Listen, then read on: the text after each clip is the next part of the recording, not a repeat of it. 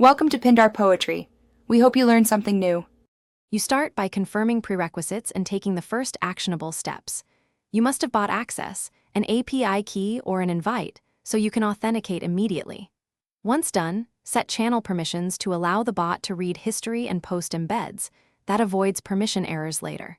Next, prepare 1 to 3 sample quotes with author and time format because you will test right away. Make sure your sample covers edge cases like long lines or special characters. You now configure the bot and run a controlled test. First, set the command prefix and choose response style, embed versus plain text, and select output format such as JSON if you need integrations. Then map placeholders like quote, author, and time because correct tokens prevent broken outputs.